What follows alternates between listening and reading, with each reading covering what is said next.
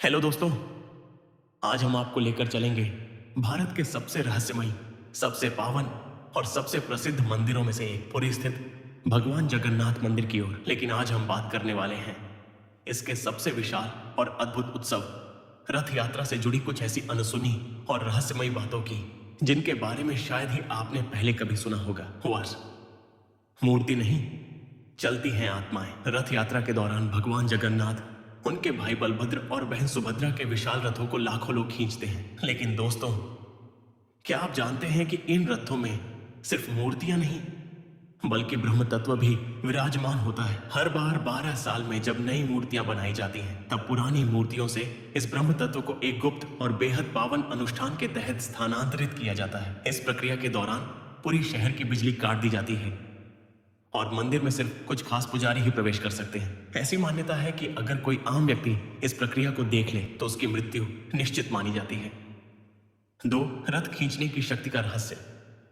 रथ यात्रा में भाग लेने के लिए लाखों लोग दूर दराज से आते हैं, लेकिन क्या आपको पता है इन रथों का वजन करीब 60 टन से भी ज्यादा होता है। फिर भी जब भक्तजन रथ की रस्सियों को पकड़ते हैं तो रथ खुद ब खुद खिसकने लगता है। ऐसा कहा जाता है कि यह भक्तों की आस्था नहीं, भगवान की इच्छा होती है जो इन भारी रथों को चलते हुए दिखाई देती है। 3. रथ निर्माण। हर साल नए, परंपरा वही।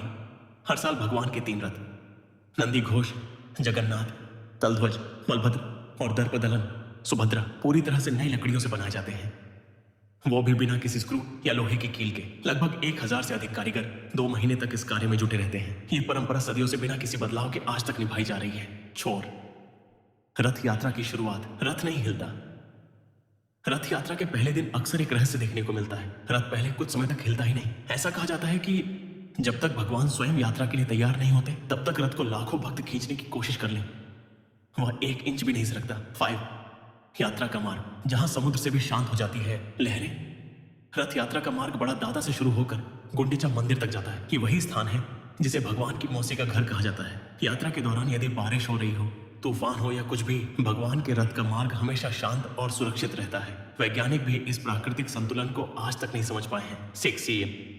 क्यों नहीं उड़ते पक्षी रथ यात्रा के ऊपर? पूरी मंदिर के ऊपर पक्षी नहीं उड़ते, ये बात आप जानते ही होंगे। लेकिन क्या आप जानते हैं कि रथ यात्रा के दौरान भी जब रथ मंदिर से निकलता है, तब उस पूरी यात्रा के दौरान किसी भी पक्षी को भगवान के रथ के ऊपर उड़ते नहीं देखा गया है। ये बात न सिर्फ श्रद्धालुओं को चौंकाती है बल्कि वैज्ञानिकों को भी सोचने पर मजबूर करती है। सवाल, न रथ रुकता है न प्रसाद घटता है। रथ यात्रा के समय लाखों लोग पूरी में एकत्र होते हैं, फिर भी मंदिर की रसोई में तैयार किया गया प्रसाद कभी खत्म नहीं होता। और संध्या होते ही जैसे ही अंतिम भक्त को प्रसाद मिलता है, अगली ही पल प्रसाद खत्म हो जाता है। ये आज तक एक अद्भुत रहस्य बना हुआ है। 8. रथ का रास्ता साफ। हवा भी रास्ता देती है। एक और चौंकाने वाली बात यह है कि रथ यात्रा के समय चाहे कितनी भी भीड़ हो, जैसे ही भगवान का रथ आगे बढ़ता है, भीड़ अपने आप पीछे हट जाती है, मानो हवा खुद रास्ता बना देती हो। 9. रथ यात्रा की एक रात। जब भगवान इंसान बनते हैं, रथ यात्रा के दौरान एक रात ऐसी होती है जब भगवान जगन्नाथ अकेले सोते हैं। उन्हें आम इंसान की तरह ठंड, गर्मी और तकलीफ महसूस होती है। उन्हें जड़ी बूटियों और औषधियों से आराम दिया जाता है। ये रात भक्तों के लिए अत्यंत पावन मानी जाती है।